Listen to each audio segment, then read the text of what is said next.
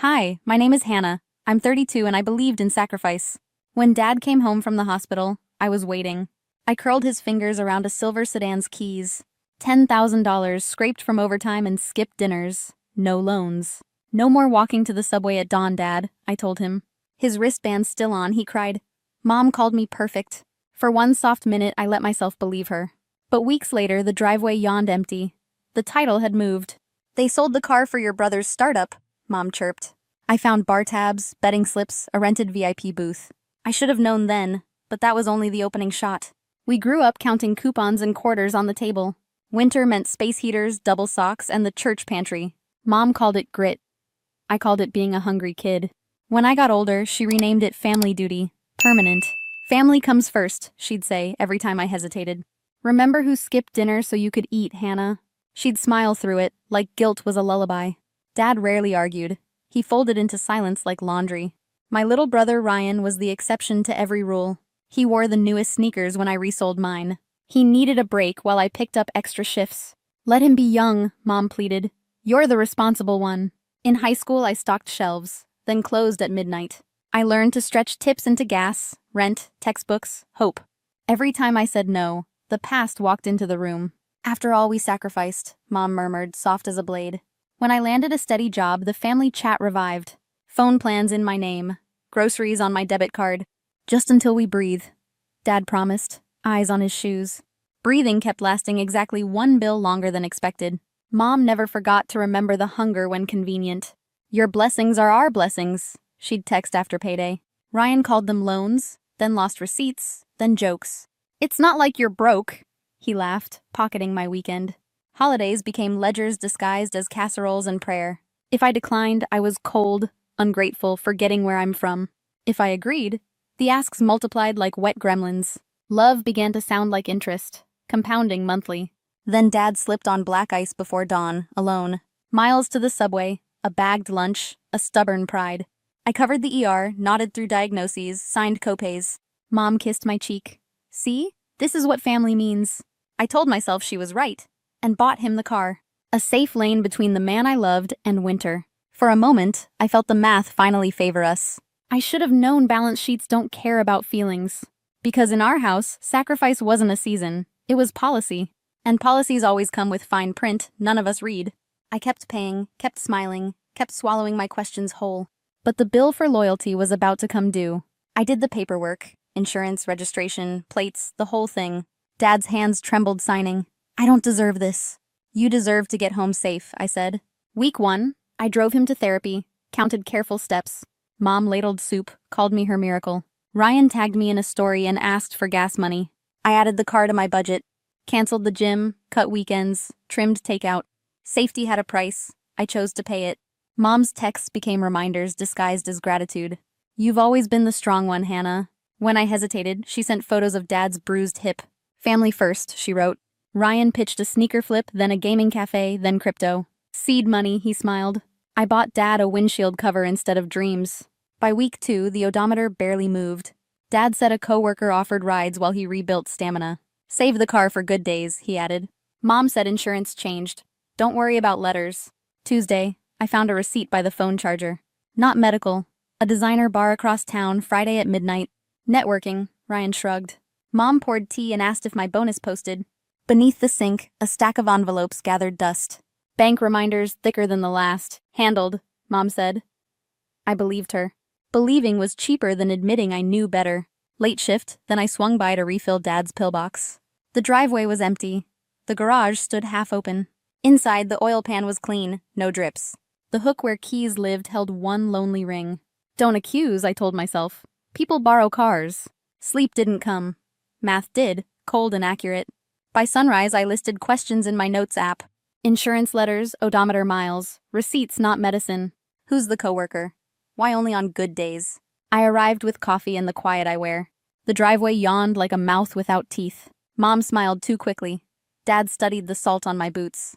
Ryan asked if I could spot him just this once. I should have checked the title when the envelope arrived. Looked past family first, to the line for owner. Read the fine print behind the picture frames. I didn't. I set down the coffee and breathed slow. Because the question wasn't where the car went. It was what else had been moved without telling me. And what kind of daughter you become when love keeps receipts. I should have known then. The driveway wasn't the only thing empty. A DMV email hit at noon. Title transfer completed. Last Thursday. Seller. My name, buyer, a cash lot. I hadn't signed anything. Clerk's note. Signed by household representative with notarized letter. Household representative. My mother's handwriting where mine should be. At the lot, the manager remembered the silver sedan. Quick sale. Daughter wanted cash. Receipt slid across like a verdict. My banking app flashed. Cashier's check to my parents' joint. Then out. A wire-marked seed capital to Ryan's LLC. By evening, the balance hovered near zero. Mom set plates. Long day? Where's the car? I asked. We made a family decision, she said. Your father's stronger. Ryan needs a runway. Dad watched the salt shaker. Ryan shrugged. Leverage. You sold Dad's safety to leverage a bar tab? I kept my tone clinical. Hannah, you're the steady one, Mom said. You always land on your feet. I set the DMV printout in the center. Her smile dissolved. It's paperwork. Signatures move property, I said. That one isn't mine. We were poor. We act together, she said. Together means asking, I said. Not forging my name. Ryan rolled his eyes. This is why startups leave small towns. Dad finally spoke. We thought it was temporary. We'll buy it back. With what? I asked. The LLC bled out Saturday. Silence. The heater ticked. I opened a folder. Receipts, wires, screenshots. The truth leaves a paper trail, I said. Here's yours. Early losses happen, he said. They happen to your money, I said. Not to mine. Don't talk to him like that, Mom snapped. He's grown, I said. And you sold Dad's brakes. I need the notary letter and the affidavit. She hesitated, then opened the rubber band drawer. Paper rasped as she set it down. Her signature. A shaky version of mine. Dated the night I meal prepped and cried. Margin note. Family first. Underlined twice. This isn't family, I said. It's embezzlement with candles lit. You wouldn't put your mother in trouble, she whispered. You already did, I said. You put me there first. Ryan scoffed. You won't go nuclear. I clipped the folder shut. I finish what I start, I said. I started with safety. I'll end with accountability. We'll fix it. Don't shame us, Mom bargained. Then stop asking me to fund a lie, I said. I took my copies and left. On the porch, the cold felt like a reset. I texted one word to Liz and Council. Ready. Her reply. We move. Paper first, feelings later. I looked at the driveway, trained to stay empty. In the reflection, I recognized myself. Someone who reads the contracts no one admits exist. They budgeted for my silence, not for my spine. By noon, Liz filed. Conversion, forgery, civil fraud. DMV affidavit attached. Notary flagged. Demand letters sent. I killed every autopay and add-on. Phones removed. Streaming canceled. Gas card dead. Emergency contact changed back to me. We met at a bright coffee shop with witnesses. Mom clutched her purse like a tourniquet. You sent threats, she said. Instructions with consequences, I answered. Ryan slid in, smelling like midnight. You're killing my momentum, he said. Your momentum is my money, I said, opening a folder. Liz set a recorder down. 2 paths, she said. Sign and comply, or we litigate. Mom reached for my face instead of the papers. Family doesn't drag family to court. Family doesn't forge family, I said. Terms, paragraph by paragraph. Reimburse the car within 30 days. Certified funds. Written admission so DMV corrects the transfer. Dissolve Ryan's LLC. Return remaining funds now. No use of my name, credit, or accounts, ever. Refuse and we file criminal complaints. Ryan scoffed. Over a sedan? You sold a brake pedal, I said. Context sets price. Mom folded the napkin until it tore. What do you want besides money? Boundaries, I said. Proof you understand them. Therapy? She scoffed. You afforded sparklers, I said. Invest in therapy. Dad finally looked up. If we sign, does it end? Comply and we won't press criminal charges, Liz said. Civil case closes on payment and counseling proof. Ryan lifted the pen, then set it down. What if I pay you myself, he tested. With what income? I asked. Screenshots aren't revenue. Mom whispered. You won't really do this to me. I pictured her looped version of my name. Dad's wristband. The winter driveway. I'm doing this for me, I said steady. For the girl who paid so nothing sharp fell. For the woman who knows love without consent is debt. Dad exhaled. Give us till Friday, we'll sign. Liz wrote the date, tethering promise to ink. I stood, packed the folder, left copies on the table. Read the whole page, I said, including consequences. Outside, wind filed the heat off my cheeks. Phone buzz. Access blocked, lock cooperating. Liz tapped my shoulder. Paper is working. Breathe. I breathed. The math stopped chasing me. I subtracted what hurt and added what holds. For the first time, the sum looked like mine. They mistook mercy for weakness. I knew it was leverage. Friday came. They signed with shaking hands and careful eyes. Certified check. DMV correction. LLC dissolved in black ink. Therapy intake receipts clipped to the back like pennants. Liz notarized, stamped, and slid copies to each side. There wasn't triumph. Just a quiet, level horizon. No violins. No applause. Only air I could breathe. Dad whispered sorry like a splinter he finally pulled. I nodded once. Boundaries aren't speeches. They're doors that shut. I didn't hug my mother. I didn't perform grace. I offered terms, not a womb to crawl back into. She tried a gentle laugh, then tried a trembling prayer. I let both fall. Consequences are clean, not cruel. Outside, winter light skimmed the hoods on Main Street. My reflection in the bakery window looked aligned. Not harder, not colder, just arranged to carry truth. I texted Liz, "Thank you." She wrote back, "You did it." I used the reimbursement to buy Dad another car. Used, safe, plain, with brakes nobody can sell away. This time the title stayed locked in my safe. This time the keys stayed warm in my pocket. At dinner, I set one plate, mine, and ate hot. I didn't answer midnight pings for little emergencies. I set bill reminders for my bills, not everyone's. Responsibility shrank to its size, love kept its shape. Ryan sent a long text about hitting reset. I replied with 2 sentences and a link. A community class on budgeting and sober weekends. He replied with a thumbs up. I left it there. Mom called to say therapy feels like walking uphill. "Keep walking," I said. "There's oxygen at altitude." She tried to thank me for not destroying us. "I didn't," I said. "I stopped letting you destroy me." Some Sundays I visit Dad and we drive nowhere. He watches the lane alerts blink like tiny promises. When we park, he doesn't hand me the keys. He places them on the dash, and we both look. I won't pretend the past unspooled into ribbon. Old stories still knock at 3 a.m., asking in. I meet them at the door with new math. What I give must come from consent, not fear. If you're the steady one who kept everyone standing, if family first became the lever that moved you, this is your permission to step off the fulcrum. Set terms. Put them in writing. Enforce them calmly. Mercy without boundaries is a tab no one intends to pay. Love with boundaries is a contract both sides can keep. I didn't become heartless. I became accurate. And accuracy is what finally let me rest. Have you ever traded guilt for a boundary that saved you? Tell me in the comments. I'm listening, truly. If this hit a nerve, you're not alone. Like and subscribe so others find their footing too. I stood at the edge of the ballroom, the soft clink of champagne flutes and hum of string quartet music pressing against my skin like static.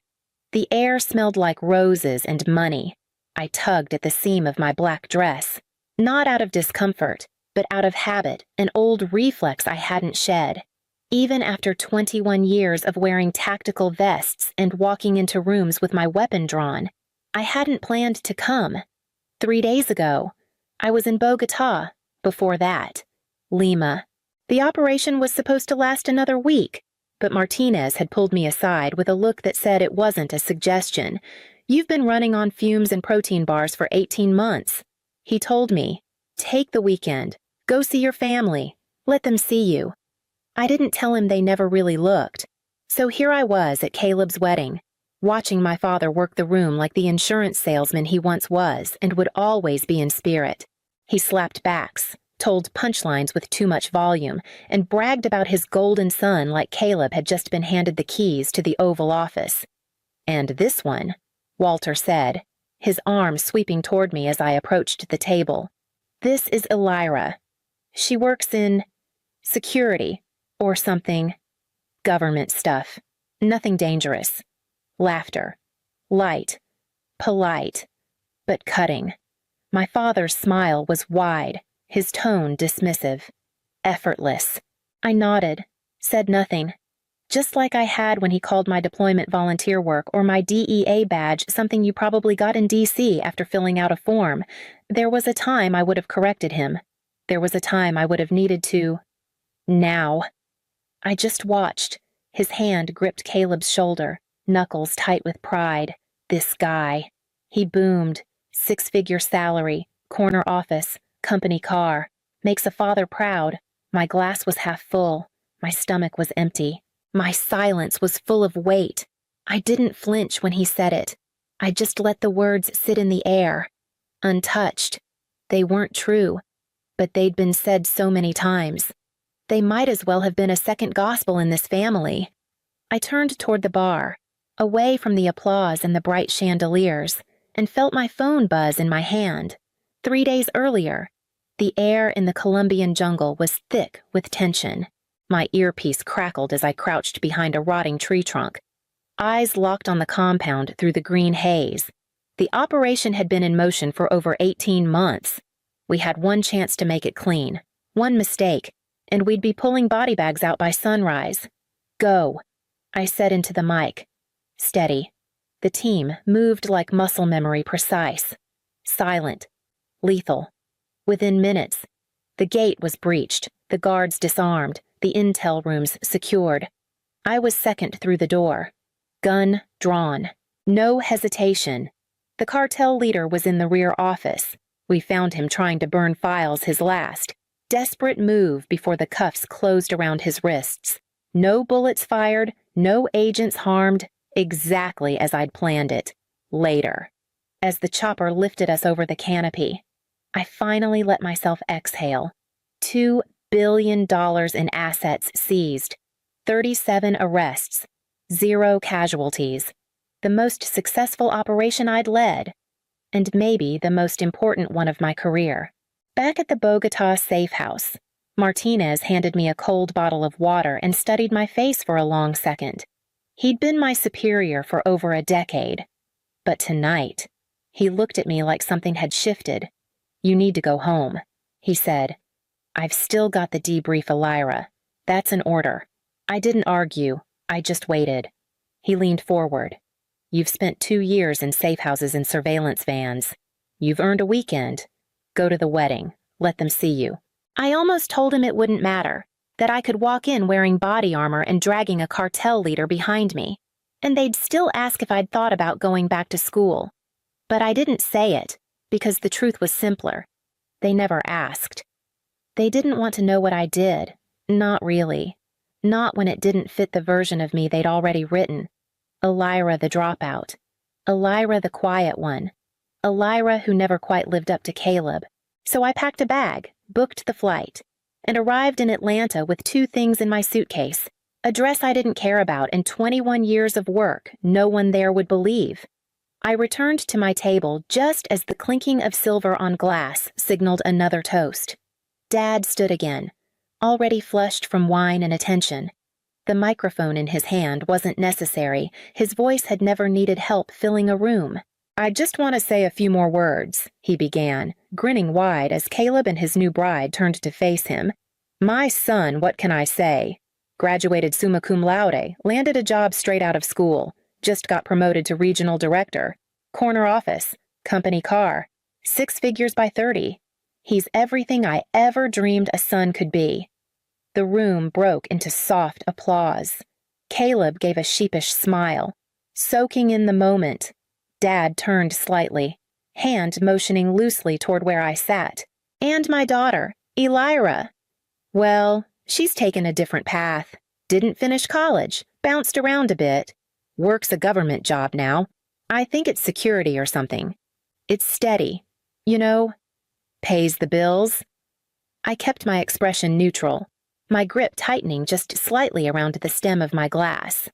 Aunt Lydia leaned in, her voice warm but oblivious. It's sweet you came. I heard you're a guard now, must be exciting. In its own way. I nodded once, not trusting myself to speak. Years of tactical restraint taught me how to keep my body still when every nerve screamed. I didn't flinch. I didn't correct. I simply looked past her. My gaze found the TV screen behind the bar, still muted, still playing a highlight reel of the news cycle. Then my phone vibrated. I slipped it from my purse, glanced down. Martinez, turn on CNN. Now. I rose quietly and made my way across the ballroom, weaving through tables without making a ripple. No one noticed. No one ever really did. The bartender was drying glasses when I reached him. I tapped the bar once. Channel 7, please. He grabbed the remote without a word. The screen changed. A newscaster appeared, grave and composed. Behind him, images of armed raids, handcuffed men, and stacks of seized weapons flashed in sequence. Then my name appeared on the screen, and the face that filled it was mine. The footage rolled in slow. Deliberate sequence, first the aerial shot of the compound, then helmet cam clips from agents breaching doorways, followed by a table piled high with weapons, cash, and bricks wrapped in plastic. The news anchor's voice cut through the hum of the hotel lobby in a landmark international operation led by the DEA. Over $2 billion in narcotics and assets were seized from the Serrano cartel. Dozens arrested. Key leadership dismantled. Then, my photo appeared. I wasn't smiling in it. Official DEA headshot, plain backdrop, neutral expression, the kind of face that didn't blink under pressure. Elira Vaughn. The anchor continued. Special agent in charge for South American operations, is credited with coordinating Operation Deep Lantern, the most successful anti-narcotics initiative in over a decade. The bartender paused his glass drying and stared up at the screen. Then back at me. "No kidding," he said under his breath. A couple seated nearby glanced over. The man raised his eyebrows. The woman nudged his arm and whispered something I didn't catch. I stayed still. Didn't blink. I'd seen my name on classified briefings, on arrest warrants, on federal reports. But never like this. Never out in the open. Leading a multi-agency task force. The anchor continued. Vaughn's intelligence protocols have since been adopted by multiple federal departments. Sources say she is a top candidate for DEA administrator once Director Martinez retires next year. I exhaled slowly. Not at the words. At the years they didn't say. The hotel lobby doors opened behind me. Heels clicked across the marble. I didn't need to turn. Elira Aunt Lydia's voice. Light and confused. "Oh, there you are. I wondered where you slipped off to." She stepped beside me, following my gaze toward the screen, just as it shifted to aerial footage of the jungle raid. She clucked her tongue. "Awful. Isn't it all that drug mess? Thank goodness you've got a safe job. I feel for those poor agents who have to do this kind of thing." I almost laughed. 3 days ago, I was dangling from a helicopter, boots first into that compound. I just nodded. She looped her arm through mine, casually steering us back toward the ballroom. "Come on, your father's about to give another toast." I let her guide me. The screen behind us still showed my name. The applause began before we even crossed the threshold. I re-entered the ballroom just as my father raised his glass again. His voice rang out, full of pride and the slow confidence of someone who had held a captive audience his whole life. "I want to take a moment," he said, "to talk about success, about building something that lasts, about making your family proud." He stood beside Caleb's table, one hand resting heavily on my brother's shoulder. Caleb's wife smiled tightly, already knowing her role in this story. The music dimmed. The guests leaned in. "My son," Dad continued, gesturing toward Caleb. "Did it all the right way? College with honors, moved up quickly in his company. 6 figures by 30, a beautiful wife, a home in a great neighborhood, promotions on the horizon. He's the kind of man you hope your daughter marries. He's everything I ever wanted for my family." There was a beat of applause, just enough to encourage him. I stood toward the back, watching from beside a tall plant near the exit.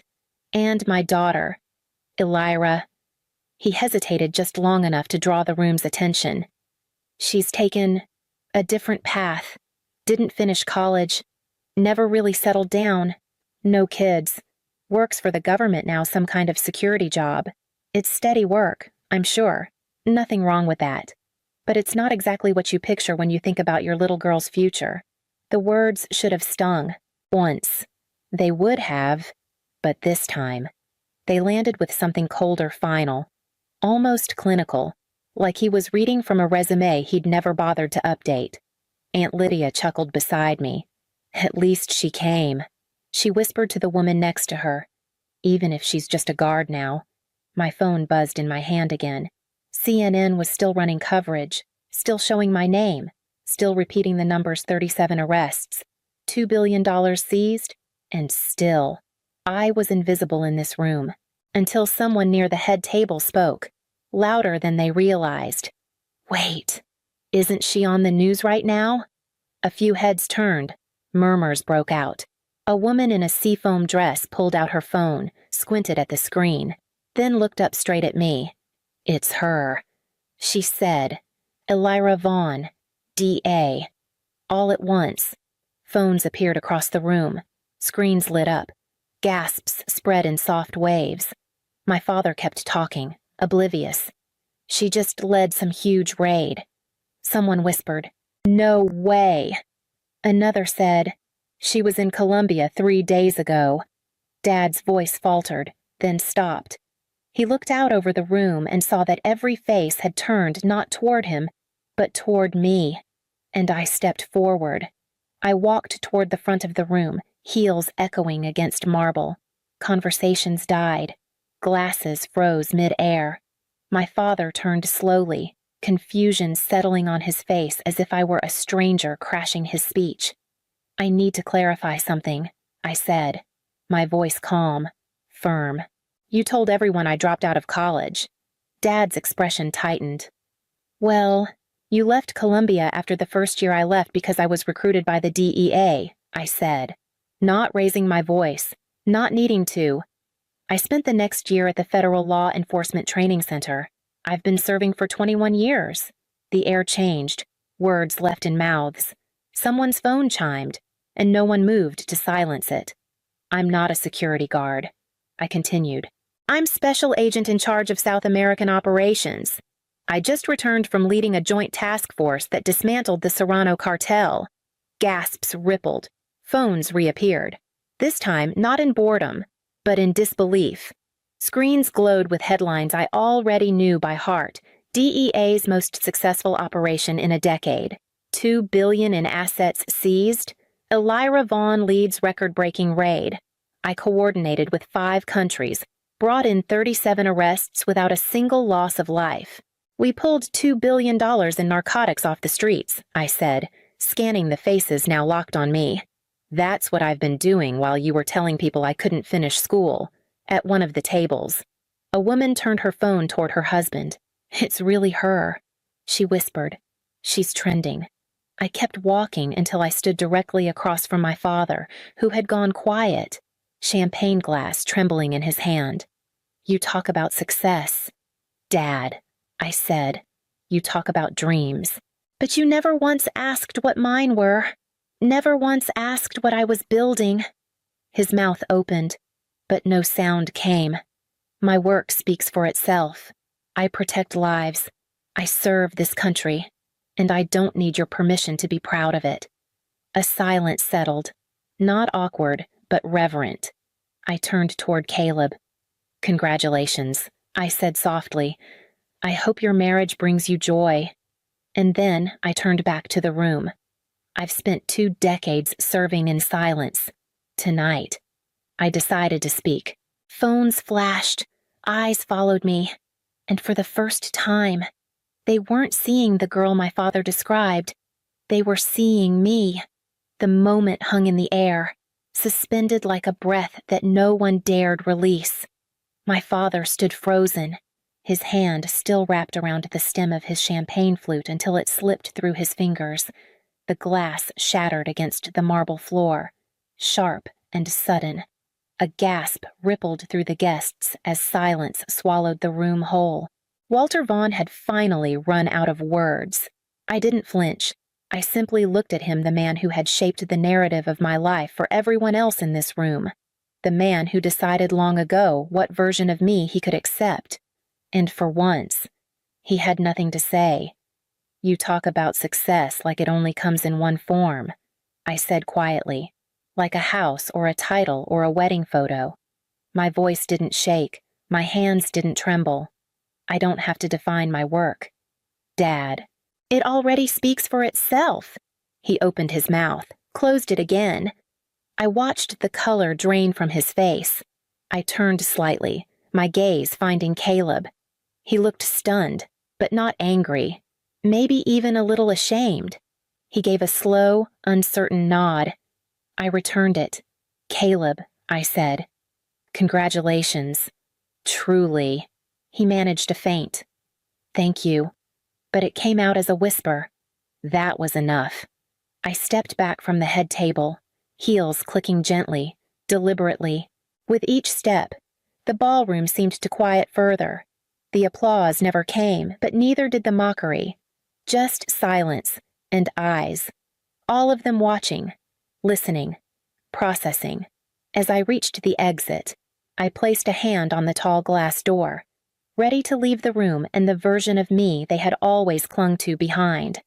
Then I heard him. "Elira, wait." I stopped, not turning. "I'm sorry," my father said, his voice hollow, unfamiliar, for once. It didn't come from his chest, but from somewhere smaller. I stood there for a beat, letting it settle. Then I said, "I know." And I walked out. The night air outside was crisp, cool against my skin like a quiet absolution. I walked without looking back, each step farther from the ballroom, farther from the version of me they'd clung to for so long. My phone buzzed in my hand, then again, and again. I unlocked the screen. 22 missed calls. The area codes spanned coasts New York, D.C., even international numbers. 37 new messages, agents, colleagues, old mentors. Some were simple proud of you, others more blunt. They finally saw you. Then, one from Martinez, "The president wants to meet Monday morning. Hope you got some cake." I read it twice, then once more. Slower, and I smiled. Not because of the president, not even because of Martinez, but because in a room full of people who had ignored me for decades, I'd spoken, and my voice hadn't cracked. I reached my car, the same rental I'd picked up at the Atlanta airport 2 days earlier. Basic, quiet, functional, just like the way I'd lived, never flashy, never asking for applause. I sat behind the wheel and let the silence fill the cabin. No radio, no headlines, no spinning lights, just the steady beat of my own breathing. They knew now, all of them, the ones who whispered, the ones who rolled their eyes, the ones who pitied me because they never bothered to ask who I'd become. But the truth wasn't for them. It never had been. It was for me. I looked out across the parking lot, at the grand hotel behind me, at the tiny ballroom where I'd been erased for years until tonight. I tapped a single reply to Martinez. "Got the cake.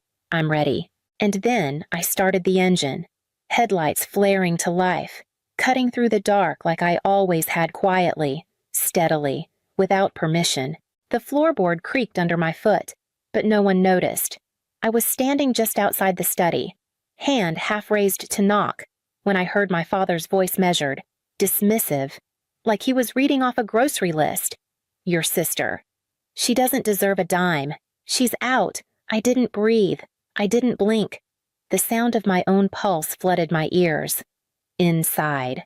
Alina didn't protest. She didn't pause. And then I heard Mom Diane let out a low, satisfied hum. I stepped back slightly, just enough to see through the sliver between the door and the frame. Diane was seated on the edge of the leather couch, cup of tea in her hand, her mouth curled into that tight, knowing smile she used whenever a plan came together. She looked content, composed, as if cutting me out wasn't cruel, it was inevitable. I closed my eyes and stepped away before they saw me. The walk upstairs felt longer than it should have. My feet were light, but my limbs felt like lead. I didn't cry. Not then. Not ever for them. I sat at the edge of the guest bed and opened my laptop. My fingers moved faster than my thoughts' passwords. Security codes, verification texts, within minutes. Everything I owned was transferred to a private account. One they didn't know existed, one they never would. They thought I'd stay frozen in that hallway, too stunned to move. They thought I'd keep playing the role helpful, invisible, safe, What they didn't know was that I'd suspected something for weeks. The skipped invitations, the forced smiles, the estate paperwork that never made it to my inbox. What they didn't know was that I knew about Grandma's second trust, the one they tried to pretend never existed, the one that had matured 2 weeks ago. I closed the laptop gently, walked to the dresser, unlocked the top drawer, beneath old scarves and a photo of Eunice. There it was, a slip of paper in her handwriting with one name on it. Mine. It hadn't started with the trust. It started smaller. My name missing from the group text about Thanksgiving plans. A family photo posted on Diane's social media cropped just before my shoulder. A dinner where Alina toasted to family, and her eyes skipped right over me. I told myself it was grief, that people get strange after loss, that maybe I had become a ghost in their house because it reminded them too much of Grandma. I even apologized once, out loud, for being a lot lately. No one corrected me. Looking back, I see it now for what it was: rehearsal. A slow, methodical unraveling of my place at the table. One polite omission at a time. Alina had always been their favorite, not because she asked for it, but because she wore it like a custom-made dress. She knew how to lean in when Diane talked legacy. She learned Dad's business tone before she ever had a job. She was the one they introduced at events, the one who got a room with a view and a seat near the will. And I was useful, quietly, invisibly. The one who helped Grandma balance her books when the tremors in her hand got too strong. The one who wrote the thank you notes Diane couldn't be bothered with. The one who held everything together so they could pretend nothing was falling apart. I had told myself that being good would be enough. But Alina was always 5 steps ahead, and Diane played the long game. That smile I saw yesterday, it wasn't new. I'd seen it before. During Christmas when I showed up with gifts and found out the dinner had been moved. During Grandma's funeral, when I gave the eulogy and no one clapped. But Diane said, that was brave. I just hadn't known what I was looking at. Until now. I unfolded the slip of paper from Eunice's drawer and read it again. The ink still crisp despite the months. There was an address, a name, and a key taped behind it. The key fit perfectly into the lock beneath Eunice's old sewing desk. I hadn't touched that drawer in years. Grandma used to joke that it held memories better left folded. But when I slid it open, the contents didn't feel like memories. They felt like instructions. There were 3 things inside. The first, a legal envelope, heavy and embossed, marked Amendment to Last Will and Testament. I recognized the notary's seal, the witness signatures, the date just 1 month before Eunice passed. My name was printed cleanly on every page. My name, and only mine. The second was a voice recorder. I pressed play with hands steadier than they should have been. Her voice filled the quiet, soft but certain. If they try to twist this, Leora, you show them this tape. I trust you. Only you. It wasn't long. Just 23 seconds. But it said more than Diane had said to me in years. The third was a note. 4 lines in Eunice's angular handwriting, slanted from decades of ledger work.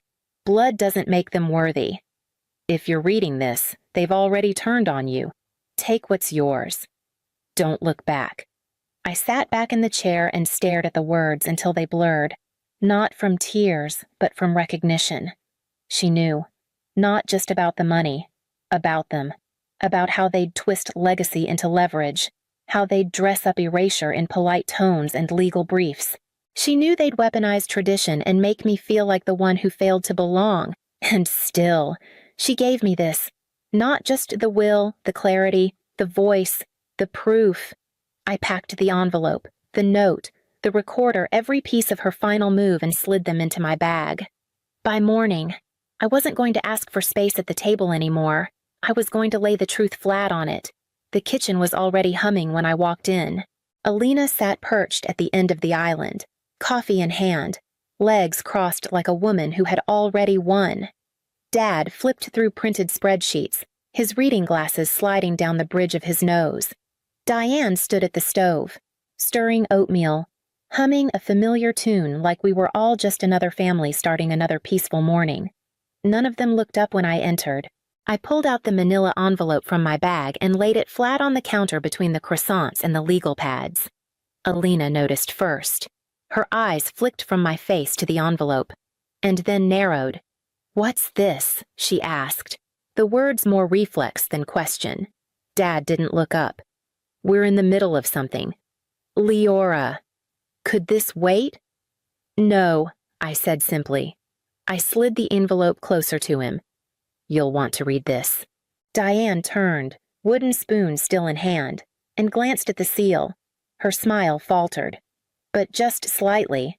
Alina scoffed. "Seriously, you brought your own paperwork. Is this some attempt to insert yourself again?" I didn't answer her. I just opened the flap and pulled out the will, the amendment, unfolded it carefully, placed it between them like a card turned in the final round of a game they thought I wasn't playing. Signed. Witnessed. Dated, I said evenly, tapping the signature line with my index finger. "You remember Beverly? Right, Grandma's friend from the garden club. She was there. So was the notary." Dad's fingers clenched around the armrest of his chair. Diane said nothing, but the wooden spoon was trembling. Alina reached for the paper like she could crumple it into denial. But I blocked her hand with mine. "Don't," I said, voice low. "You already knew what you were doing. You don't get to act surprised now." For the first time in years. The room was quiet, not just silent hollowed out. The kind of silence that only happens when truth rips the ceiling off a lie. I left the papers there and walked to the sink, poured myself a glass of water. No one moved. They didn't need to. The damage was already done, and I hadn't even pressed play on the recording yet. "You've crossed a line," Diane said, her voice tight with controlled fury. "This wasn't what your grandmother intended." I met her eyes and didn't blink. "You're right," I said. "She intended honesty." She left that to me. Alina laughed, sharp and hollow. "This is vindictive. You always hated being in the background, and now you're turning her death into a stage. I stayed quiet for years," I said. "You mistook that for obedience." Dad opened his mouth, but I cut him off before he could pivot the narrative. I pulled the small recorder from my pocket, set it gently on the table, and pressed play. Eunice's voice filled the room thin, weathered, but firm.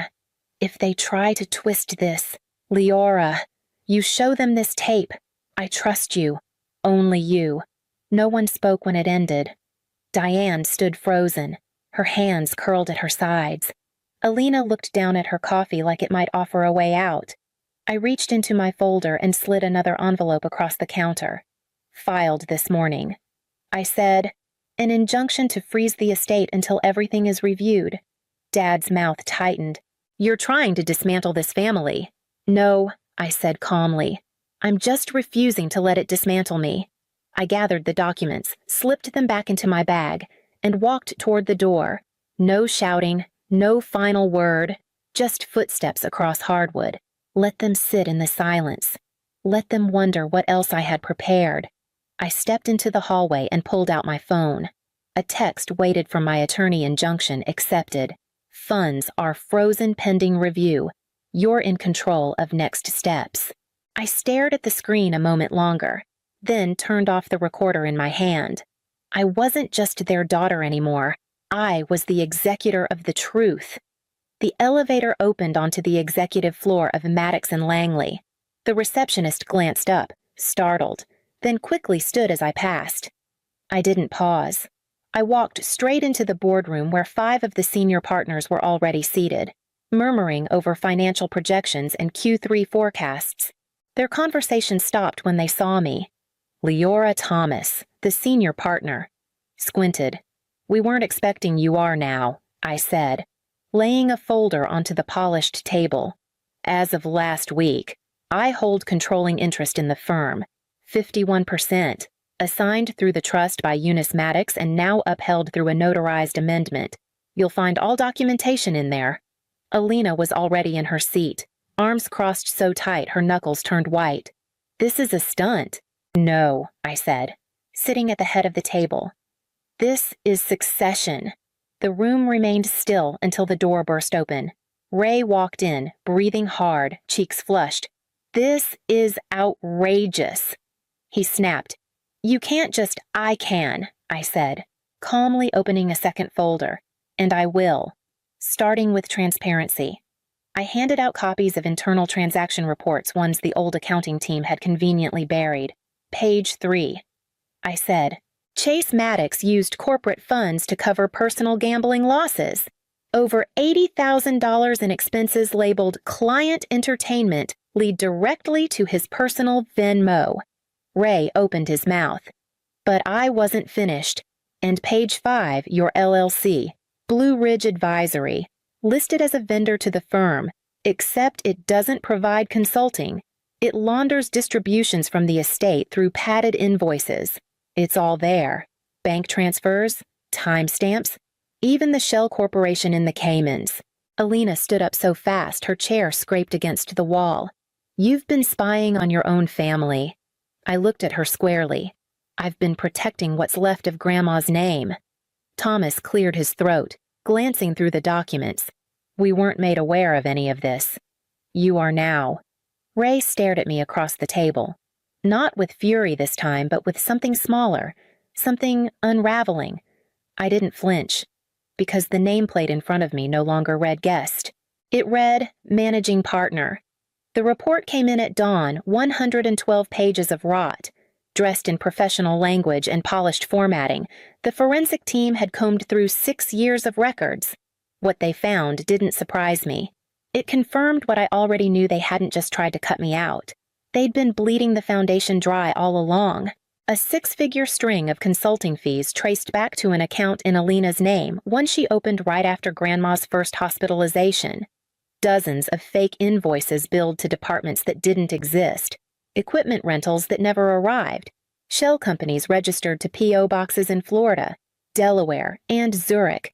And then the final piece: an offshore account tied directly to Diane, quietly named under a holding firm with no physical office. The lead investigator didn't even look shocked when he handed me the summary. "You've got enough to file," he said. "Criminal and civil." I nodded once. Then I forwarded the entire report to the legal team with one line in the email: "Proceed fully. By late morning." My attorney called. "We can file the charges today. But you need to be certain. This will be public. Loud." "I am," I said. "This isn't about vengeance. It's about respect for Grandma, for what she built, for what they were supposed to protect." He was silent for a moment, then said, "Understood. We'll initiate proceedings this afternoon." I ended the call and looked out the office window. Below, the city moved on without hesitation. People walking to coffee shops, glancing at their watches, unlocking front doors. That was the part they never understood. I never needed to win to feel whole. I just needed the lies to stop. The report sat open beside me. Page after page. I highlighted sections and left notes for the compliance team. I didn't flinch when I got to the numbers tied to my father's retirement fund. I didn't pause when Alina's signature showed up on falsified contracts. Because healing doesn't mean staying quiet. It means telling the truth out loud, on record, with your name signed underneath it. And my name wasn't going away. It was just beginning to mean something again. The message came through just after noon. A simple text. 1 hour. No lawyers. You owe me that much. I didn't respond. I just showed up. The garden behind St. Ilara's was almost too quiet. The same bench where Eunice used to sit during choir practice. The same flower beds Diane had once pretended to care for, phone tucked behind her sunglasses, whispering to the estate planner while pruning roses. She was already there when I arrived, wearing white, clean lines, not a wrinkle in sight. She looked up as I approached and patted the space beside her on the bench. I didn't sit. I have to hand it to you, she said softly, folding her hands in her lap. I underestimated you. That was your first mistake, I said, but not your last. You think this is about power. Her voice remained gentle, unbothered. I kept this family together. Leora, every time your father faltered, I held the line. Every time Alina broke down, I steadied her. You were always the wild card. You wanted the truth, but didn't care how much it cost. I stepped closer, my voice low. You didn't hold anything together. You controlled it. There's a difference. Her eyes flicked to mine, a flicker of something grief. No, just calculation. Everything crumbles, she whispered. Even the truth. You'll see. It starts slow, then all at once. I studied her face. The calm was still there, but the certainty had cracks. She stood slowly, smoothing her dress like the conversation had gone the way she intended. I don't expect forgiveness, she said, but I do expect consequences. I said nothing, not a word, not a nod. I turned and walked down the stone path, leaving her behind with her silence. She didn't follow. Back at the office, I signed the final documents authorizing the testimony release. Every asset, every dollar, every name, and the courtroom date was already stamped on the calendar. The courtroom didn't feel cold, but something in the air made every breath heavier. I took the stand, swore my name under oath, and opened the folder I'd rehearsed in silence for months. I started with the basics, the dates, the discrepancies, the names tied to transfers they assumed would never be traced. I spoke evenly. No embellishment, no theatrics, just facts. Then I played the audio Eunice's voice, clear and direct, echoing in the room. If they try to twist this. Leora, you show them this tape. I trust you. Only you. The judge nodded slightly, but said nothing. I handed over Grandma's handwritten letter, her signature, her ink, 4 lines that cut through every defense they'd built. Alina took the stand next. Her tone was measured, sympathetic, practiced. We were protecting the family legacy, she said. We didn't want conflict. We wanted harmony. Leora was unstable. She wouldn't have known what to do with the responsibility. I didn't look at her while she spoke. I looked at the judge. When it was my turn again, I said it quietly but firmly. Erasing someone isn't protection. It's cowardice dressed in silk. Alina flinched. Diane looked away. I finished with one final statement. This isn't about inheritance. It's about being rewritten. I am not unstable. I'm not dramatic. I was inconvenient to their version of the story, and I'm here to set it straight. The judge took a moment, then 2, then spoke. The amended will stands. Full control of the estate remains with Ms. Leora Maddox. Any misuse of funds by Ms. Alina Maddox and Mr. Ray Maddox will be referred for further legal action. Ms. Diane Maddox is permanently removed from any fiduciary authority related to the trust. I didn't cry. I didn't smile. I just breathed. Outside, I walked past the reporters without answering a single question. Back in the car, I took out the small journal Eunice had left behind and flipped to the dog-eared page. The one that simply read, "Truth doesn't scream. It stands." And now, so did I. The lake house was quiet again. No attorneys, no files, no echoes of courtroom doors closing behind me. Just the sound of water brushing against the dock and wind moving through trees Eunice planted long before any of us had something to fight over. I took off my shoes at the door, walked through the narrow hallway to her old reading room, and sat in the chair she used every morning, coffee in one hand, pen in the other. The journal was still there, just where I left it. Brown leather, worn edges, her handwriting on every page, deliberate and unshaken. I flipped to the page I'd marked before the trial. The ink had faded slightly, but the words still rang louder than anything Alina or Diane had said in months. Sometimes blood must be drained for a body to heal. I read it again, not with grief this time, but with understanding. They tried to rewrite the story, cut me from it, say I was too emotional, too dramatic, too difficult, but all they really did was clear the path. They handed me the pieces. I just chose to build instead of break. I stood by the window and watched the light shift across the water. They tried to bury me. I said aloud, voice steady. But they handed me the shovel. I didn't dig a grave. I planted something, and when I turned back toward the hallway, I locked the door behind me not to shut them out. Not in anger, but to mark a line. This was where their version ended, and mine began.